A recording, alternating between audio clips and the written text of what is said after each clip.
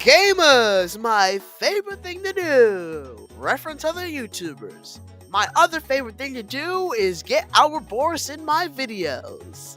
Hey everyone! I'm Albert Boris, back again by the request of Daisy Does Stuff. Mario Kart 7. The slightly forgotten game in the series, but it's definitely gotten more recognition recently. So I'm gonna rank all 32 tracks in Mario Kart 7, and Albert Boris is gonna pop in now and again for a few tracks. Before we get started with the video though, remember that the European names for some of these tracks are far more accurate than the American ones. Like seriously, what the fuck is a maca? Agree to disagree there, Albert. But without further ado, let's get started with the video. The D tiers! There's two of these! Rosalina's Ice World is just an unfun course. 7/8 of it is just ice, as the name implies, which isn't really that fun because there's nothing interesting on this ice. And the one section that isn't ice, this underwater section, the optimal strategy is to get a mushroom in laps 2 and 3 and skip anyway. And even if it wasn't the optimal strategy to just skip it, it's just a straight line with a few ramps you can get tricks off of. So, what does it have? Tenuous connections to Mario Galaxy? 3DS Rainbow Road does that better. Emotional music?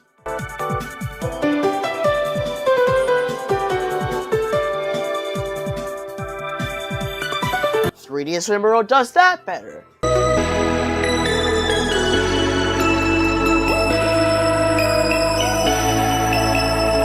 So you get to be the worst track in the game, Rosalina's Ice World. Good job! Let's move on to something better than ice. More ice! But on a desert course! Woo! Seriously, why does a desert course have ice physics? You can't drive in the tunnel like in 64 and 8 Deluxe, so you just live with a boring desert oval with the occasional train that hardly ever actually impacts you during the race. The 2 glider shortcuts and a few off-road cuts save it from being the worst, but it's not escaping D tier. Its counterpart in the Mushroom Cup, N64 Luigi Raceway, manages to sneak into C tier. As a Shell Cup opener, it's fine. The turns are solid for Mushroom or Star shortcutting, and if you're going the normal route, you can at least get some super mini turbos. The blue path on the side doesn't do anything except be longer though. The Luigi Balloon you can get an item box from the tunnel section, and the Jumbotron right before it adds some charm, but overall it's boring. Toad Circuit is the better starter since it has this glider that opens up on lap 2, which is a lot of fun thanks to 7's glider physics, but other than that, it's boring. Now, Cheep Cheep Lagoon tries to be a fun introduction to underwater driving, but it ends up being a little bit cheap. The best part is, ironically, the glider you use to avoid the water, but I see why people don't like this one. So let's spice things up with Neo Bowser City at 27th place. It's pretty much just a bunch of turns, well, duh, like any Mario Kart track, but they're placed with no real rhyme or reason. This is not good track design to me. There's also these 3 puddles at the end which are fine, and a pointless glider section besides this fun shortcut. Oh, and ice physics again, because it's raining, I guess?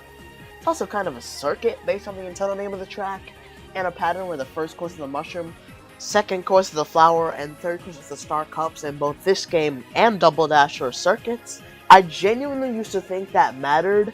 I got in so many arguments over it, it was so stupid. That's not the point, though. The point is that this track is not fun. And no, it's not because of the infamously difficult turns. They're not really that difficult once you get used to the game. I'll give it 2 things, though. For one, the music's pretty good. I'll even listen to it outside of the game. You all know it's a mashup of different themes from 64, Wii, and this game's own title theme already, but it comes together in such an interesting way, and it's really good. The other thing is the futuristic city is admittedly a cool aesthetic. I wish you got to explore more of it. So yeah, Neo Bowser City. Personally, Koopa City is a better name for the track it is. The other name sounds like Koopas were forced to build this giant city, all for Bowser. Sure, but the original Japanese name is New Koopa City, but since Bowser is called Koopa in Japan, Neo Bowser City is a more accurate translation. Now, GK Jungle, on the other hand, while a fun reference to Donkey Kong Country Returns, with a fine layout, and the CPUs are a little bit hard on this one, which is why I won't say it belongs in an earlier cup, it's a boring choice to just pick the jungle theme from Donkey Kong Country Returns. It took us 9 games to get a non-jungle or snow-themed DK track in DK Spaceport? Why? Just why? But the track we do have is alright, as previously stated. The giant banana temple is funny, and a why is this here way, and the screaming pillars are strange. Why are they even screaming? Are they just that mad to be a part of this mid-track? Who knows? Anyway, let's move on to the B-tier courses. These are finally starting to get good.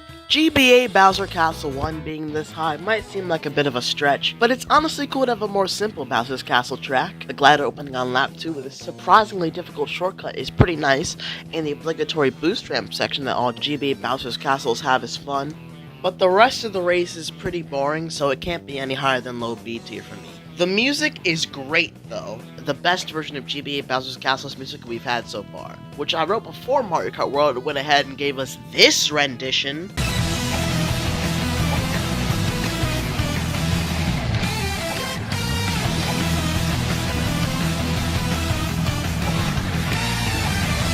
So, never mind. Next, we have Daisy Hills. Hey, just like my name, this course is the definition of good. The roof alternate path and the alternate glider shortcut are both pretty fun, and the ghost not even being Mario-fied is funny to me, although the rest of the track is a bit dull, so just like GBA Bowser Castle 1, it can't be any higher than this in my opinion. Can we talk about the music? It fits Daisy's personality, being chaotic but in a good way, and it's also different in each ear of your headphones. On one side the accordion is more prominent, and on the other the strings are more prominent, and this is just factually inaccurate. This is just wrong.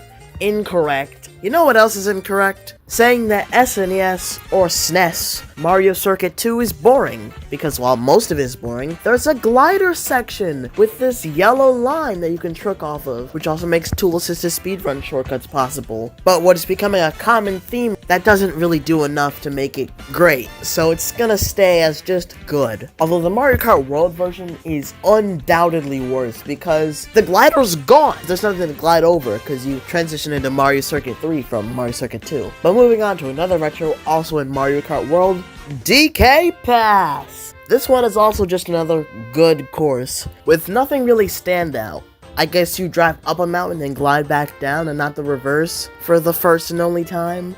The music, the log cabins, the snowman, and this item box here, I guess make it charming, and the background gets more clear as the race goes on, which is cool.